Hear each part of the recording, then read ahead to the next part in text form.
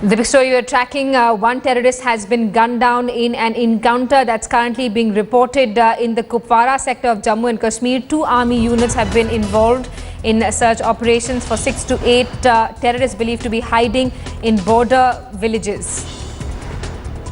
Let's get a word from our correspondent Shujaul Haq, who's joining us on the phone line. Shuja, what more details do you have?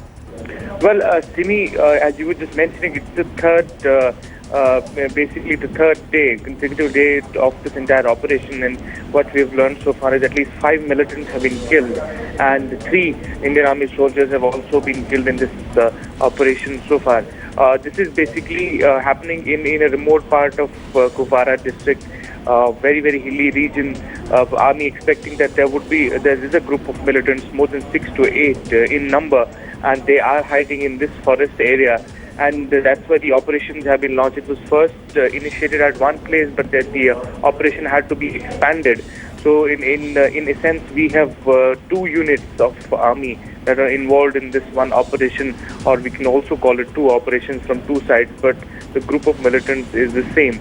So far, 3 soldiers have been killed, 5 militants gunned down in this entire operation.